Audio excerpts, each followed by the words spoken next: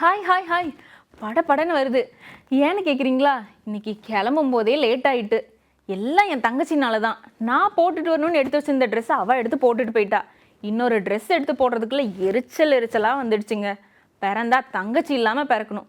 சரி, ஒரு கேப் எடுத்து வேகமாக போயிடலான்னு ஒரு கேப் எடுத்தா நல்ல டிரைவர் வாச்சாருங்க. இழுத்து கார் ஓட்டுறாரு.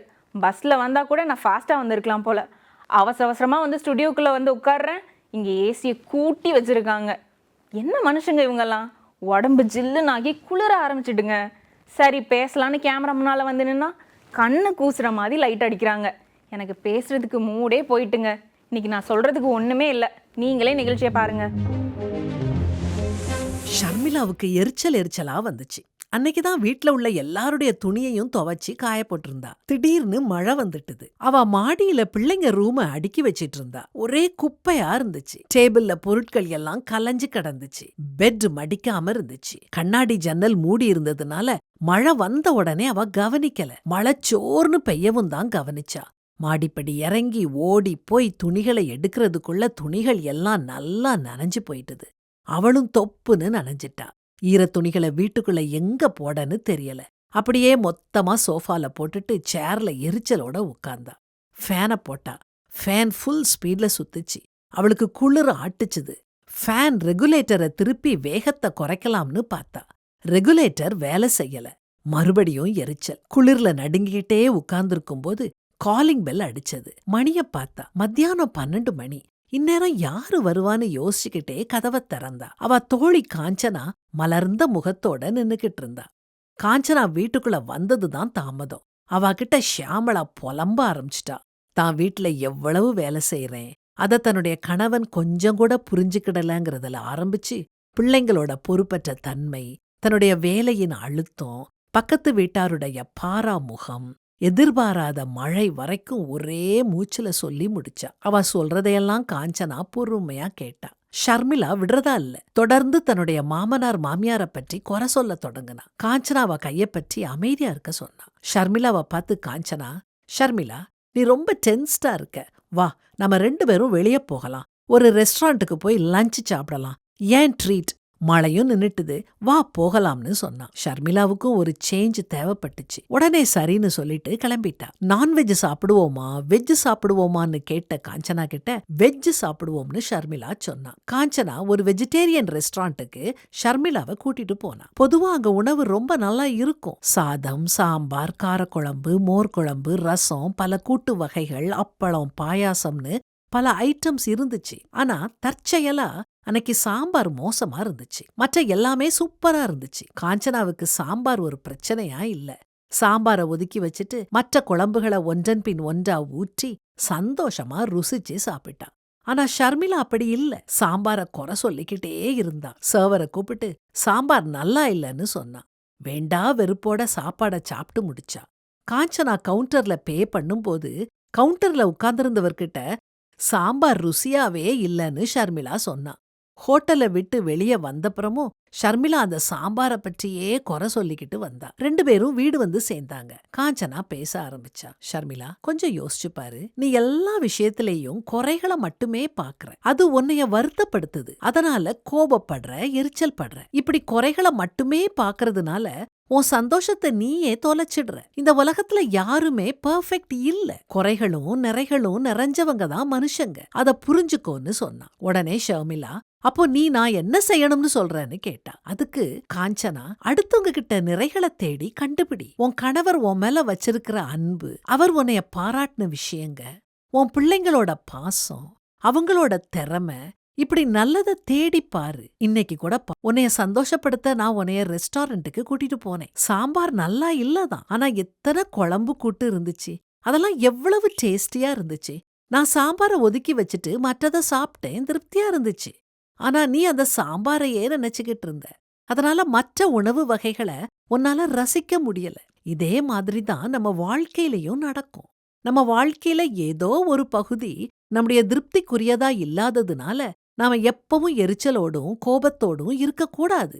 ஏதோ ஒரு தோல்விய கண்ட உடனே வாழ்க்கையே தோல்வி அடைஞ்சதா நினைக்க கூடாது.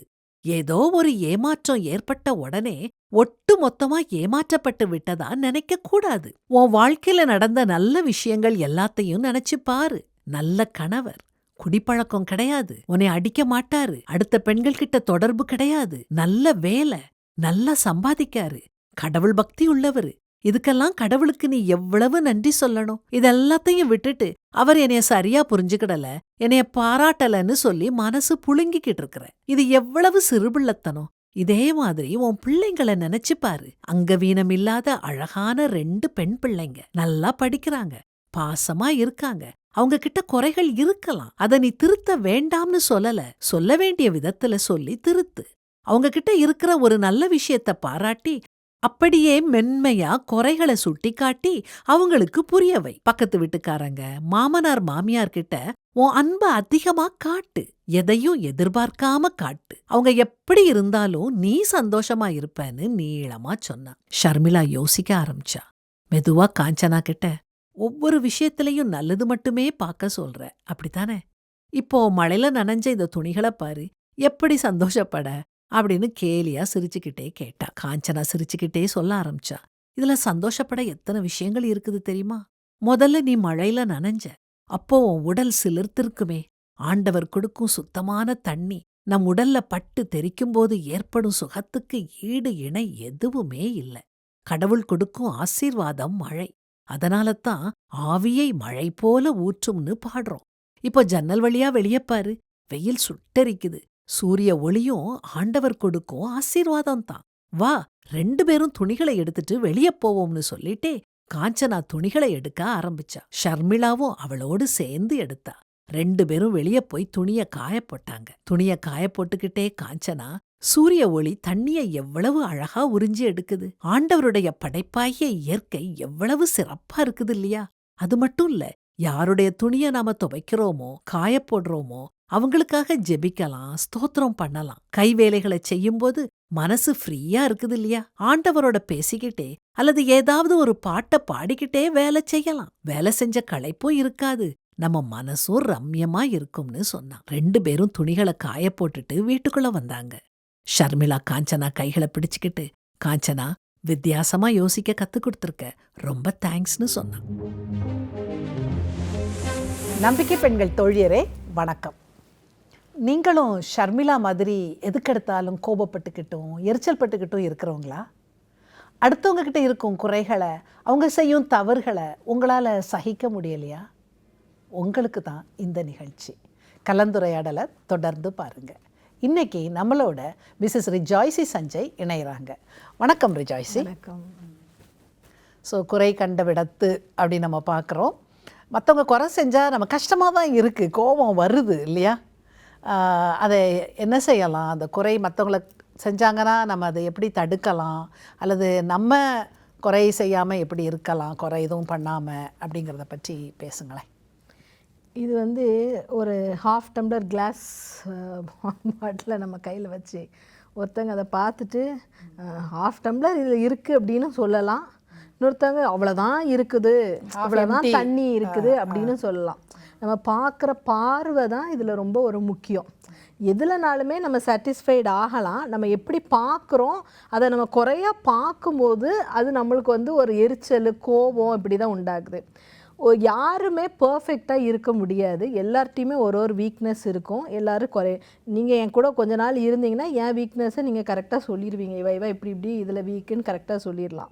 அதாவது குறை சொல்கிறதுங்கிறது ரொம்ப ஈஸியான வேலை. நம்ம அது நம்ம யாரையோ பெருசாக அவங்களெல்லாம் கண்டுபிடிச்சிட்டோம் அப்படின்னு நம்ம நினைக்கிறோம். நிறைய பேர் நான் பேசும்போது கேட்க ஈஸியாக நம்ம குறை சொல்லிடுறோம். அது ரொம்ப ஈஸி. மிச்சவங்களை குறை கண்டுபிடிக்கிறது அப்படிங்கிறது ரொம்ப ஈஸி. அந்த குறை கண்டுபிடிச்சி அதை நம்ம எப்படி டேக்கிள் பண்ணுறோன்னு அதுதான் நம்மளுக்கு உரிய ஒரு பார்ட். இப்போது பிள்ளைகளோ இதோ ஒரு இரிட்டேஷன் நம்மளுக்கு வருது, அது நேச்சுரல். ஒரு வருது, நமக்கு கோவம் வருது, எரிச்சல் வருது. பட் நம்ம அதை அப்படியே விட்டுக்கிட்டே இருந்தோன்னா நம்மளுடைய லைஃப்பை தான் நம்ம நிறைய நேரம் கெடுத்துரும், ரிலேஷன்ஷிப்பை கெடுப்போம், வீட்டையே நரகமாக மாற்றிடுவோம். ஸோ அந்த மாதிரி ஒரு வரும்போது ஆக்சுவலாக விமன்னு வரும்போது கொஞ்சம் வீக்காக இருப்போம். இந்த விஷயத்தில் மூட் ஸ்விங்ஸ் இருக்கும். இப்போ நம்ம அந்த ஹார்மோன் சேஞ்சஸ் இதெல்லாம் வரும்போது ஒரு மூட் ஸ்விங்ஸ் கூட வரும். ஸோ அந்த மாதிரி ஒரு இதில் ஒரு டென்ஷனு, ஒரு கோபம் எல்லாம் வரும். அது கூட சொல்கிறாங்க, இந்த பீரியட்ஸ் டைம்ல எதாவது பிரச்சனை இருந்ததுன்னா அந்த பீரியட்ஸ் டைம்ல தான் எல்லாருக்குமே ரொம்ப அது வீட்டில் ஒரு இருந்திருக்குமா. கண்டிப்பாக வரும். அது ஒரு உண்மையான ஒரு இது.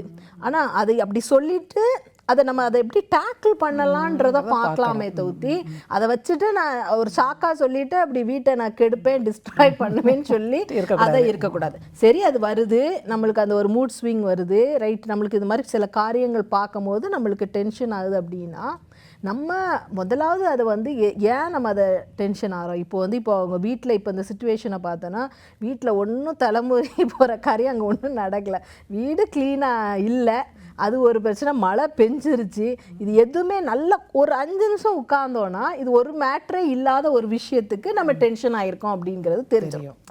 ரெண்டாவது, சில நேரங்களில் சில பிரச்சனைகள் நம்மளுக்கு இருக்கும், நம்மளுக்கு இருந்தது ஏதாவது ஒரு இதை நம்ம கண்டுபிடிச்சிட்டா கூட நம்மளை ஆண்டவர் அமர்ந்த தண்ணீர் அண்டையில் கொண்டு போகிற ஒரு நல்ல மெய்ப்பராக இருக்கிறார். ஸோ நம்மளுக்கு சில நேரங்கள் வரும், நம்ம யாருமே இப்படிலாம் வரமாட்டோம், நாங்கள் எரிச்சலாலாம் இருக்கும், எப்போவுமே வீட்டில் சாந்தமாக இருப்போம் அப்படின்றதெல்லாம் சொல்ல முடியாது. எல்லாருக்குமே அந்த குறைகள் வந்து வரதான் செய்யும். வரும்போது நம்ம வந்து ஆண்டவர்கிட்ட அதில் போகலாம். இன்னொன்று வந்து பார்த்திங்கன்னா, இந்த மாதிரி ஒரு முறுமுறுத்து குறை சொல்லிக்கிட்டே வரும்போது அது ஆண்டவருக்கு ஒரு ப்ளீஸிங்காகவும் இருக்காது. நம்ம பார்க்குற இஸ்ரவேல் ஜனங்கள் அதுதான் பண்ணாங்க, எதை எடுத்தாலும் குறை சொல்லிக்கிட்டே வந்தாங்க, எங்களுக்கு இது இல்லை அது இல்லைன்னு. அது வந்து எப்படி சொன்னால் ஒரு உலகத்திலே ரொம்ப பூமியிலே சாந்த குணமுள்ள மோசையே இரிட்டேட் பண்ணுற அளவுக்கு, அவனே பொறுமை இழக்கிற அளவுக்கு அவங்களுடைய குறை இருந்துச்சு. ஸோ அது எவ்வளோ பொறுமையாக இருந்தாலும் நம்ம ஒரு குறையை நம்ம பேசிக்கிட்டே இருக்கும்போது அது எவ்வளோ பெரிய ஒரு சாந்தமுள்ள மனுஷனாக இருந்தாலும் அந்த பொறுமையை லூஸ் பண்ணுற அளவுக்கு நம்ம மாற்றிடுறோம். அதுக்கு முன்னாடி இப்போ அவங்க அதை அந்த இஸ்ரவேல் ஜனங்கள் அப்போ அதை எப்படி அவங்க டேக்கிள் பண்ணியிருக்கலாம்னா, அவங்க செருப்பு தேயாமல் இருந்துச்சு, எந்த நோயும் ஆண்டவர் வைக்காமல் வச்சிருந்தாரு, ட்ரெஸ்ஸு பழசாகலை, இந்த மாதிரி ஒரு பெரிய அற்புதம்லாம் அவங்க சைடில் நடந்துக்கிட்டே இருந்துச்சு. ஆனால் அவங்க அதை பார்க்கவே இல்லை. அவங்களுக்கு மண்ணா மேலே இருந்து எந்த உலகத்தில் எந்த மனுஷருக்கும் கொடுக்காத ஆண்டவர் அவங்களுக்கு கொடுத்தாரு, மேலே இருந்து மண்ணா. அதை அவங்க யோசிக்கவே இல்லை, எங்களுக்கு காடை தான் வேணும்னாங்க, போர் அடிச்சு. ஆமாம், போர் அடிச்சுட்டு எங்களுக்கு நீங்கள் காடையை தாங்க அப்படின்னாங்க. அப்போ ஆண்டவர் அந்த வசனம் 106 சங்கீதத்தில் இருக்குது, இளைப்பை கட்டளையிட்டார், காடையை கொடுத்துருவாரு, ஆனால் அவங்களுடைய ஆத்துமாக்கு இளைப்பை கட்டளையிட்டார். அது இளைப்பை அப்படிங்கும் போது ஒரு எம்டினஸ், ஒரு சாட்டிஸ்ஃபைடாக இல்லாதது. ஸோ நம்ம எப்போவுமே வந்து பார்த்திங்கன்னா குறை கண்டுபிடிச்சிக்கிட்டே நம்ம இருக்கிறோம், ஒரு முறுமுறுத்துக்கிட்டே இருக்கிறோன்னா நம்ம லைஃப்பில் ஒரு எம்டினஸ் இருந்துக்கிட்டே இருக்கும். அந்த ஒரு ஆத்மாவுக்கு ஒரு இளைப்பாகவே ஒரு ரெஸ்ட்லெஸ்னஸ் நம்ம ஸ்பிரிட்டில் இருந்துக்கிட்டே இருக்கும். அது இருக்கும் போது யாரை பார்த்தாலும் நம்ம எரிஞ்சு விழுவோம், யார் வேணாலும் கோவப்படுவோம், யார் என்ன செஞ்சாலும் அது நம்மளுக்கு தப்பாக தான் தெரியும். ஸோ அப்போ அதை செய்யும் போது கண்டிப்பாக அதை எடுத்து சரி இது இப்படி தான், நான் இப்படி தான் இருப்பேன் அப்படின்னு நம்ம சொல்லி நம்மளை ஜஸ்டிஃபை பண்ணாத வரைக்கும் ஆண்டவருடைய பிரசனத்தில் போய் ஆண்டவரே இந்த மாதிரி எனக்கு இருக்குது, நீங்கள் எனக்கு ஒரு நல்ல மேய்ப்பராக இருக்கீங்க, என்னை அமர்ந்த தண்ணீரில் என்ன பண்ணுங்கள், என்னை கொண்டு போய் விடுங்க அப்படின்னு சொல்லும் போது ஆண்டவர் நம்மளை கொண்டு போய் விடுவார். நம்ம அதை ஜஸ்டிஃபை பண்ணிக்கிட்டு அவங்கள மிச்சவங்களை குறை பட்டுக்கிட்டு இல்லைன்னா ஆண்டவரை நம்ம முறுமுறுத்துக்கிட்டே நம்ம இருக்கிறோம் அப்படின்றத விட நம்ம இது பண்ணோம். ரெண்டாவது, நம்மள்ட்ட என்ன நல்லது இருக்குது, இந்த இதில் ஆண்டவர் என்னெல்லாம் நம்மளுக்கு பண்ணியிருக்கிறாரு அப்படின்றத ஆராய்ந்து பார்க்கணும். துதிக்க தொடங்கினாலே நம்மளுக்கு வந்து நல்லா என்ன செய்கிற நம்ம ஒருத்தங்க சொல்லுவாங்க வேர்ட்டிக்கலாக நீங்கள் இருக்கிறீங்கனாலே, அதாவது நேராக நீங்கள் இருக்கிறீங்கனாலே அது பெரிய கடவுள் கிருபை படுக்காமல். ஸோ அதெல்லாம் நம்ம யோசித்து பார்க்கணும்.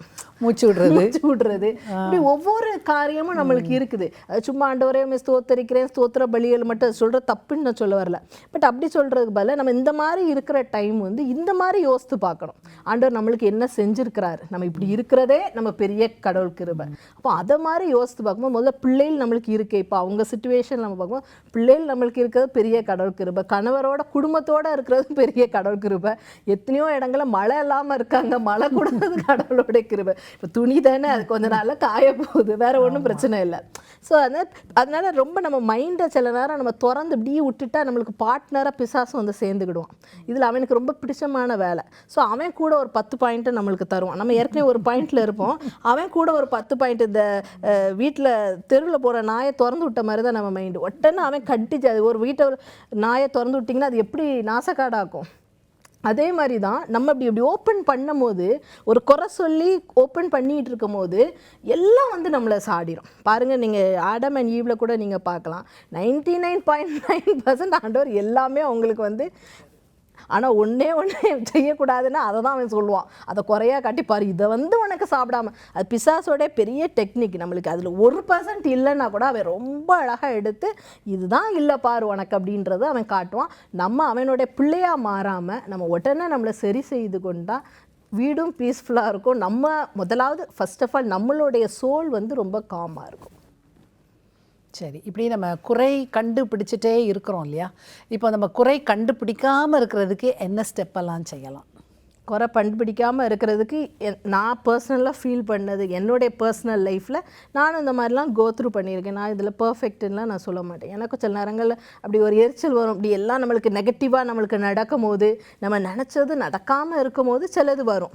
அதனால ஃபஸ்ட்டு எக்ஸ்பீரியன்ஸு ஆண்டவர்கிட்ட போய், ஆண்டவரே இந்த மாதிரி எனக்கு சிச்சுவேஷன் இருக்குது, இந்த மாதிரி இப்போ இந்த மாதிரி வீட்டு விஷயங்கள்லாம் சொல்லக்கூடாதுன்னு ஒன்றும் ஆண்டவர் சொல்லலையே. நம்ம சொல்லலாம் ஆண்டவர்கிட்ட சொல்லி, இந்த மாதிரி இருக்குது, என்னையே நீங்கள் வந்து என்ன பண்ணுங்க, ஏன்னா சாட்டிஸ்ஃபைடாக ஆகணும். ஒரு இளைப்பாறுதலுக்குள்ளே போகணும் அப்படின்னா ஆண்டவர் நம்மளுக்கு இளைப்பாறுறதுக்கு நம்மளுக்கு கொடுக்குறாரு. ரெண்டாவது கொஞ்சம் உட்கார்ந்து யோசித்து பார்க்கலாம். இது என்ன, இப்போது இந்த பிரச்சனையை நீங்கள் பார்த்தீங்கன்னா இதில் ஒன்றுமே கிடையாது, ஒன்றுமே முடிகிற அளவுக்கு அங்கே ஒன்றும் பிரச்சனை இல்லாதது. அப்படி கொஞ்சம் நம்ம யோசித்து பார்த்தாலே சரி, வீடு ஒரு நாள் அழுக்காக இருந்தாலும் அது ஒன்றும் பிரச்சனை இல்லை, இருந்துட்டு போகுது.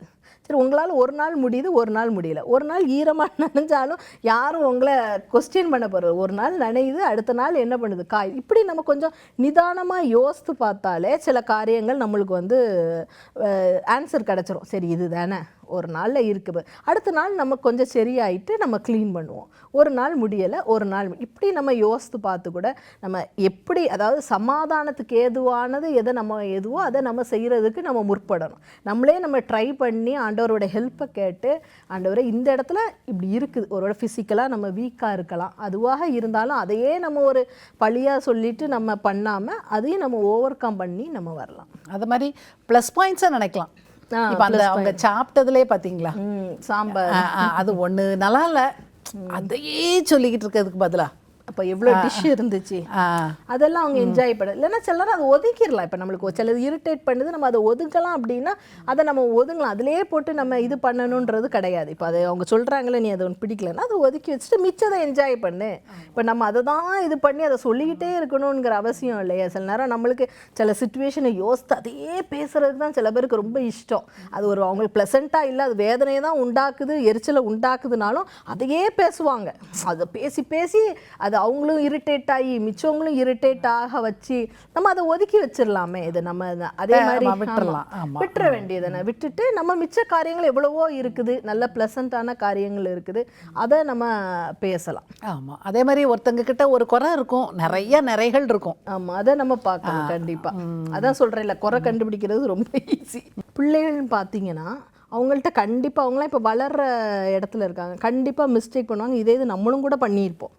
ஸோ அதை வெறுமையாக நம்ம அதை போய் சொல்லிகிட்டே இருந்து அவங்கள கோபப்படுத்தாதீங்கன்னு வசனம் இருக்குது. நீ இது இப்படி செய்கிற, எப்படி செய்கிற, எப்படி இப்படி செய்கிறேன்னு சொல்ல, நீ இப்படி செஞ்சால் இது நல்லாயிருக்கும் அப்படின்னு சொல்லலாம். ஆண்டவருடைய கேரக்டரில் நீங்கள் பார்த்தீங்கன்னா, ரெவலேஷனில் நீங்கள் வெளிப்படுத்தலில் பார்த்தீங்க அப்படின்னா அழகாக வந்து முதல்ல எல்லாரோட எபேசு சபையாக இருக்கும். அந்த சபையில் சொல்லும் போது ஆண்டவர் எப்போவுமே அவங்கள முதல்ல அப்ரிஷியேட் பண்ணுவார். அப்ரிஷியேட் பண்ணிவிட்டு ஆனாலும் உன்னிடத்துல என்னதுண்டு, ஒரு குறை உண்டு அப்படின்பார். ஸோ அப்போ நம்ம சொல்லும் போது, மிச்சவங்கள்ட்ட சொல்லும் போது முதல்ல அவங்களுடைய நல்ல நிறைவான காரியத்தை நம்ம சொல்லிட்டு, ஆனாலும் இந்த விஷயத்தில் நீ கொஞ்சம் உன்னை சரி பண்ணிட்டேன்னா இன்னும் நல்லா இருக்குங்கும் போது அவங்க அக்செப்ட் பண்ணுவாங்க. ஸோ இப்போ ஆண்டவரே நினச்சது அவர் எல்லாத்துலேயுமே பர்ஃபெக்ட் இல்லை, ஆண்டவர் எல்லாத்துலேயுமே நம்மளை எல்லாரும் பார்த்துருந்தாருன்னா நம்ம யாருமே அவர் முன்னாடி பர்ஃபெக்டாக இருக்க முடியாது. அவருக்கு பார்த்துருந்தா நம்ம ஃபுல்லாகவே குறைகள் அவருக்கு நல்லாவே நம்மளை பற்றி தெரியும். ஆனால் டெய்லி நம்மள்கிட்ட குறைகளை சொல்கிறதில்ல, நம்மளை நிறைய நேரம் அவர் என்கரேஜ் பண்ணுறாரு. அது பிற சில நேரங்களை நம்மளை கண்டித்து உணர்த்துகிற தேவனாகவும் அவர் இருக்கிறாரு. ஸோ நம்ம அந்த மாதிரியும் நம்ம வந்து பிள்ளைகள் சொல்லும் போதோ மிச்சவங்களுக்கு சொல்லும் போதோ அந்த ரிலேஷன்ஷிப் பில்ட் ஆகுமே தவிர்த்து அது உடையாமல் நம்ம பாதுகாத்துக்கலாம். அது மாதிரி பிள்ளைங்க சரி, மற்றவங்க கிட்ட சில குறைகள் இருந்தால் நம்ம சொல்லாட்டினா கூட பரவாயில்ல இல்லையா? ஆமாம், சொல்லனா கூட பரவாயில்ல, அவங்களுக்காக நம்ம ஜெபிக்கலாம். ஒருவேளை அந்த குறை இருக்குது ஆண்டவரை, இதனால இவங்க ஒருவேளை அந்த மாதிரி செஞ்சிடக்கூடாது அப்படின்னு சொல்லி சொல்லலாம். இப்போ வந்து ஒருவேளை இன்லாஸ் அவங்கள்ட்ட இருந்து நம்ம குறை கண்டுபிடிக்கிறோன்னா நம்ம போய் சொல்லிட்டு இருக்க முடியாது. நீங்கள் இந்த மாதிரி இப்படி பண்ணுறீங்க அப்படின்னு சொல்ல முடியாது. ரெண்டாவது அவங்க அந்த குறையினால நம்மளும் பாதிக்கப்படுறோம் அப்படின்னா நம்ம அதை பேசுறதுக்கு முன்னாடியே நம்ம அதை வந்து ஜெபம் பண்ணிட்டு நம்ம அதை டேக்கிள் பண்ணலாம். எதனாலும் நாணமாக செய்கிறதுக்கு ஆண்டவர் நம்மளை கற்றுக் கொடுத்துருக்கிறாரு. முதல்ல நாணமும் ரொம்ப முக்கியம். இல்லை நான் யாரனாலும் எப்படினாலும் நான் கரெக்டாக சொல்லி தான் ஆயிடுவேன், நான் உண்மையாக தான் இருப்பேன் அப்படின்னு சொல்லிட்டீங்கன்னா அது மிச்சவங்களை பில்ட் பண்ண தான் சொல்லியிருக்கு. வசனம் வந்து எல்லாரையும் நம்ம கட்ட சொல்லியிருக்கு, எல்லாரையும் நம்ம இடிச்சிடக்கூடாது, அவங்களுடைய காரியத்தை வந்து நம்ம வந்து இடிச்சிடக்கூடாது. அதனால நம்ம உண்மையை சொல்கிறோம், இல்லைன்னா சொல்ல முடியலைன்னா சும்மா அதுக்குன்னு மாய்மாலம் பண்ண சொல்லலை, பட் நம்ம அதுக்குன்னு நம்ம ப்ரேயர் பண்ணிவிட்டு அந்த காரியத்தை நம்ம வந்து செய்யலாம். உலகத்தில் வந்து நோபடி இஸ் பர்ஃபெக்ட். பர்ஃபெக்ட், அதுதான் முக்கியம். ஆமா, ஏன்னா அதை புரிஞ்சுக்கணும். பர்ஃபெக்ட் கிடையாது, எல்லார்ட்டையும் குறை இருக்குது. இப்போ ஹஸ்பண்ட் ஒய்ஃப் ரிலேஷன்ஷிப், இப்போ ஒருத்தங்க கல்யாணம் கட்ட போகிறாங்க அப்படின்னா கூட ஒரு ஹஸ்பண்டோ ஒய்ஃபோ இப்போலாம் ஜென்ரேஷன் அப்படி பர்ஃபெக்டாக இருக்கணும். பொண்ணு மாப்பிள்ளை பார்க்கும் போதே நான் என்னெல்லாம் லிஸ்ட் வச்சுருக்கேன்னா எல்லாரும் கண்டிப்பாக அப்படி இருக்கவே இருக்காது. கண்டிப்பாக நீங்கள் நினைக்கிறத ஒரு 10 பாயிண்டில் கட்டாக தான் செய்வாங்க. அப்போ நம்ம அதை அக்செப்ட் பண்ண படிக்கணும். அதில் வந்து காம்ப்ரமைஸ் பண்ணணும். ஆமாம், ஷாக் ஆகி எப்பா எப்படி இப்படி இருக்காங்க அப்படிலாம் நினைக்கிறேன். இப்போ நம்மள்ட்ட அதுக்கு மேலே ஒரு 20 பாயிண்ட் நம்மள்ட்ட இருக்கும். ஸோ அதாவது ஆக்சுவலாக நம்மளுடைய குறைய நம்ம நல்லா தெரிஞ்சுக்கிட்டாலே நம்ம மிச்சவங்களை நல்லா ட்ரீட் பண்ணுவோம். சரி, நானும் இந்த வீக்னஸில் தான் இருக்கேன், ஸோ இவங்களும் இந்த நிறைய நேரம் நம்மளை ரொம்ப பர்ஃபெக்டாக நினைக்கிறதுனால தான் மிச்சவங்க குறைய நம்ம ரொம்ப அழகாக கண்டுபிடிச்சி நம்ம ரொம்ப பர்ஃபெக்ட்னா. நம்மள்ட்டையும் குறை இருக்குது அப்படின்னா நம்ம தாழ்ந்தே போவோம். நம்மளுடைய குறைகள் நம்ம நல்லாவே தெரிஞ்சு வச்சுருந்தாலே மிச்சவங்களை நம்ம ஈஸியாக அட்ஜஸ்ட் பண்ணிடுவோம், ஈஸியாக மன்னிச்சிருவோம், நம்மளால் பொறுத்துக்கிடவும் முடியும். ஸோ அதனால் நம்ம பர்ஃபெக்ட் நம்ம நினைக்காம நம்மளுடைய குறைகளை நம்ம நல்லா புரிஞ்சுக்கிடணும். முதல்ல புரிஞ்சுட்டா நம்ம மிச்சவங்களை நம்ம மன்னிச்சிருவோம். ஸோ அந்த குறை சொல்லும் குணம் வந்து மோசமான குணம், அதுவே ஒரு பெரிய குறை சொல்ல கேதுவான குணம். அதனால் நம்ம குறை சொல்லாமல் இருக்கிறது ஆண்டவருக்கு ஒரு பிடிக்காத ஒரு குணம் இருக்கிறது, இது வந்து அவருக்கு பிடிக்காதது. அதனால் குறை சொல்லாமல் நம்ம இருக்கணும். ஓகே, ரொம்ப தேங்க்யூ தோழியரே. பொதுவாக நமக்கு மற்றவங்க கிட்ட எதெல்லாம் பிடிக்காத விஷயங்கள், ஒவ்வொரு விஷயமா அனலைஸ் பண்ணி பார்ப்போமா? சில பேர் சொல்கிறது ஒன்றா இருக்கும், செய்கிறது வேறாக இருக்கும். இதை நம்மளால் தாங்கவே முடியாது. உதாரணமாக தாங்க ரொம்ப நேர்மையானவங்க மாதிரி பேசுவாங்க, ஆனால் சரளமாக பொய் சொல்லுவாங்க. கூட வேலை பார்க்குறவங்க வேலைக்கு லேட்டாக வந்தால் அதை சொல்லி காட்டுவாங்க, ஆனால் இவங்களும் அடிக்கடி லேட்டாக தான் வருவாங்க. இப்படிப்பட்டவங்க மாய்மாலக்காரங்க. இவங்களை கண்டால் நமக்கு பிடிக்காது, அப்படித்தானே? கொஞ்சம் யோசித்து பார்ப்போம். நாமும் இப்படித்தானே இருக்கிறோம். நாம் கொடுத்த எல்லா வாக்குறுதிகளையும் காப்பாற்றி இருக்கிறோமா? டைம் கீப்பப் பண்ணி இருக்கிறோமா? நம்முடைய சோம்பேறித்தனத்தால் எத்தனை தடவை அடுத்தவங்களை நமக்காக காக்க வச்சிருக்கிறோம்? அது அவங்க நேரத்தை நாம் திருடுறதுக்கு சமம் இல்லையா? எத்தனை தடவை மனசுக்குள்ள வன்மம் வச்சுக்கிட்டு வெளியே சிரித்து சிரித்து பேசி இருக்கிறோம்? இது மாய்மாலம் இல்லையா? நம்மக்கிட்ட இவ்வளவு குறைகளை வச்சுக்கிட்டு மற்றவங்கள குறை சொல்ல நமக்கு என்ன உரிமை இருக்குது?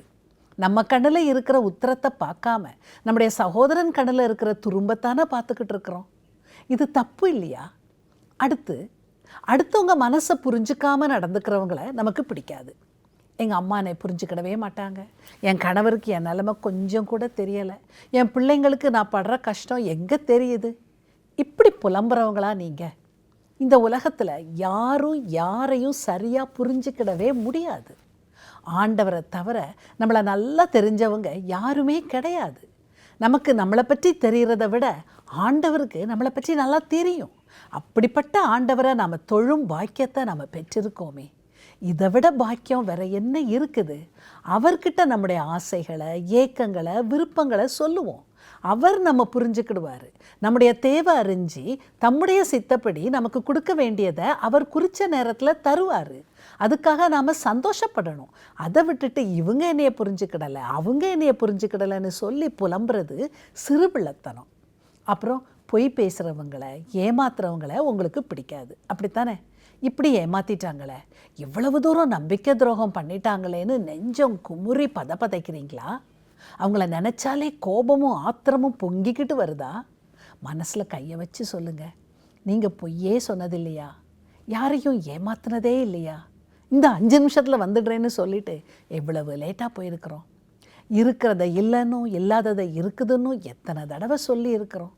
செய்ய வேண்டிய கடமைகளை செய்யாமல் இருக்கிறதும் ஒரு விதத்தில் ஏமாற்றுத்தானே.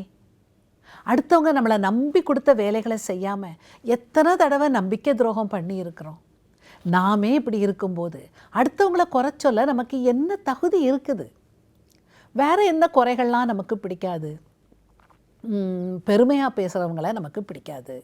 நான் உன்னை விட கிரேட், நான் உன்னை விட பணக்காரி, நான் உன்னை விட அறிவாளி, இப்படி அப்பட்டமாக சொல்லாமல் இந்த பொருள்பட சொல்லாமல் சொல்லுவாங்க. இவங்கள நமக்கு பிடிக்கவே பிடிக்காது. இந்த இடத்துல நீங்கள் ஒன்றை நல்லா புரிஞ்சுக்கிறணும். எப்போ நாம் அடுத்தவங்களுடைய குறைகளை சுட்டி காட்டுறோமோ அப்போவே நாம் அவங்கள விட ஒரு படி மேலேன்னு சொல்லாமல் சொல்கிறோம். இந்த குறை என்கிட்ட இல்லைன்னு சொல்கிறது பெருமை இல்லையா? நான் ரொம்ப பர்ஃபெக்ட் அப்படின்னு தானே மற்றவங்க நினைக்கணும்னு விரும்புகிறோம். இது பெருமை இல்லையா? இப்படி அனலைஸ் பண்ணினது மூலமாக நம்ம என்ன தெரிஞ்சுக்கிட்டோம்? அடுத்தவங்கக்கிட்ட நமக்கு என்னெல்லாம் பிடிக்கலைன்னு நினைக்கிறோமோ அதெல்லாம் நம்மக்கிட்டையும் இருக்குதுன்னு கண்டுபிடிச்சோம். அப்படித்தானே? இனிமேல் நம்ம என்ன செய்யணும்? இந்த குறைகளை களைய பாடுபடணும். முதல்ல அடுத்தவங்க குறைகளை சுட்டி காட்டுறதை விடணும். இயேசுக்கிட்ட ஒரு விபச்சார பெண்ணை கொண்டு வந்து இப்படிப்பட்டவர்களை கல்லெறிஞ்சு கொல்லணும்னு மோசே சொல்லியிருக்காரு, நீர் என்ன சொல்கிறீருன்னு கேட்டாங்க. யோவான் 8:7 இயேசு என்ன சொன்னார்? உங்களில் பாவம் இல்லாதவன் இவள் மேல் முதலாவது கல்லெறிய கடவன்னு சொன்னார். என்ன நடந்துச்சுது? அவங்க அதை கேட்டு தங்களுடைய மனசாட்சியினால் கடிந்து கொள்ளப்பட்டு பெரியோர் முதல் சிறியோர் வரைக்கும் ஒவ்வொருத்தராக போயிட்டாங்க. இயேசுவும் அந்த பெண்ணும் மட்டுமே கடைசியில் அங்கே இருந்தாங்க. இதுலேருந்து நமக்கு என்ன தெரியுது? நம்முடைய மனசாட்சியை நம்ம கூர்மையாக வச்சுக்கிடணும். நம்முடைய மனசாட்சி கூர்மையாக இருந்தால் நம்ம மற்றவங்களை ஒருபோதும் குறை சொல்ல மாட்டோம். அடுத்து தாழ்மை நமக்கு வேணும். பிலிப்பியர் 3:4 ஒன்றையும் வாதினாலாவது வீண் பெருமையினாலாவது செய்யாமல் மனத்தாழ்மையினாலே ஒருவரையொருவர் தங்களிலும் மேன்மையானவர்களாக எண்ணக்கடவீர்கள். அவனவன் தனக்கானவைகளை அல்ல பிறருக்கானவைகளையும் நோக்குவானாக. இந்த ஆட்டிடியூடை நம்ம எடுத்தால் யார்கிட்டையும் நம்ம குறை கண்டுபிடிக்க மாட்டோம். சில நேரங்களில் நம்ம பிள்ளைங்களோ மாணவ மாணவிகளோ நமக்கு கீழே வேலை பார்க்குறவங்களோ தவறு செஞ்சால் அதை சுட்டி காட்டி திருத்த வேண்டியது இருக்கும். அப்படிப்பட்ட சூழ்நிலைகளில் அன்போட கனிவாக மென்மையாக எடுத்து சொல்லுவோம். பவுல் தீமோத்தேயுவுக்கு அறிவுரை சொல்கிறத கேளுங்க. 2 தீமோத்தேயு 2:24-26 கர்த்தருடைய ஊழியக்காரன் சண்டை பண்ணுகிறவனாயிராமல் எல்லாரிடத்திலும் சாந்தம் உள்ளவனும் போதக சமர்த்தனும் தீமையை சகிக்கிறவனுமாயிருக்க வேண்டும். எதிர்பேசுகிறவர்கள் சத்தியத்தை அறியும்படி தேவன் அவர்களுக்கு மனம் திரும்புதலை அருளத்தக்கதாகவும் பிசாசானவனுடைய இச்சையின்படி செய்ய அவனால் பிடிபட்டிருக்கிற அவர்கள் மறுபடியும் மயக்கம் தெளிந்து அவன் கண்ணிக்கு நீங்கத்தக்கதாகவும் சாந்தமாய் அவர்களுக்கு உபதேசிக்க வேண்டும். தவறு செய்கிறவங்களை தேவன் மன்னிக்கணும்னு ஜெபம் பண்ணணும். அப்புறம் சாந்தமாக அவங்கள திருத்தணும். என்ன அழகாக சொல்கிறாரு பார்த்தீங்களா? அப்புறம் கலாத்தியருக்கு அவர் எழுதுறத பாருங்க. கலாத்தியர் 6:1-2 சகோதரரே, ஒருவன் யாதொரு குற்றத்தில் அகப்பட்டால் ஆவிக்குரியவர்களாகிய நீங்கள் சாந்தமுள்ள ஆவியோடே அப்படிப்பட்டவனை சீர் பொருந்த பண்ணுங்கள். நீயும் சோதிக்கப்படாதபடிக்கு உன்னை குறித்து எச்சரிக்கையாயிரு. ஒருவர் பாரத்தை ஒருவர் சுமந்து இப்படியே கிறிஸ்துவினுடைய பிரமாணத்தை நிறைவேற்றுங்கள். இவ்வளோ தூரம் சொல்லியிருக்கிறேனே, இனிமேல் நீங்கள் யார்கிட்டையும் குறை கண்டுபிடிக்க மாட்டீங்கன்னு நினைக்கிறேன். குறை இருக்கிறவங்க திருந்துறதுக்காக ஆண்டவர்கிட்ட ஜெபம் பண்ணுங்க. திருத்த வேண்டியவங்களை அன்போடு பேசி திருத்துங்க. ஓகே, நம்ம மறுபடியும் பார்க்கலாம். வணக்கம். இன்றைய நிகழ்ச்சி உங்களுக்கு பிடிச்சிருக்குதா? உடனே எங்களுக்கு மிஸ்டு கால் கொடுங்க. இந்த வாரம் பரிசு வெல்ற நேயர் நீங்களாவும் இருக்கலாம். மிஸ்டு கால் கொடுக்க வேண்டிய போன் நம்பரை குறிச்சுக்கிறீங்களா? 0444 908 1228. ஃப்ரெண்ட்ஸ், எனக்கு உங்கள் முன்னால் நிற்கவே ரொம்ப வெக்கமாக இருக்குது. இன்றைக்கி ப்ரோக்ராம் எனக்குன்னே அமைஞ்சது மாதிரி இருக்குது. இதை நீ ரொம்ப யோசிக்க வச்சுது. என் தங்கச்சி என்கிட்ட எவ்வளோ பாசமாக இருக்கா. அக்காங்கிற உரிமையில் தானே என் ட்ரெஸ் எடுத்து போட்டு போயிருக்கா. அதை போய் நான் குறை சொல்லிட்டேனே. ஏன் பாதுகாப்புக்காக தானே அந்த கேப் டிரைவர் அவ்வளோ ஸ்லோவாக ஓட்டிகிட்டு வந்தார். அவரை வீணாக குறை சொல்லிட்டேனே. ஸ்டுடியோனாலே ஏசி அதிகமாக தான் இருக்கும், லைட் பிரைட்டாக தான் இருக்கும். இதை புரிஞ்சுக்கிடாமல் எல்லாரையும் குறை சொல்லிகிட்டு இருந்தேனே. இப்படி எல்லார்கிட்டேயும் குறை கண்டுபிடிச்சதுனால தான் நானும் டென்ஷன் ஆகி நிகழ்ச்சி தொடக்கத்தில் உங்ககிட்ட சொல்ல வேண்டியதை கூட நான் சொல்லலை. இனிமேல் நான் யாரையும் குறை சொல்ல மாட்டேன்னு முடிவெடுத்திருக்கேங்க. நீங்களும் என்ன மாதிரியே முடிவெடுத்தீங்க தானே?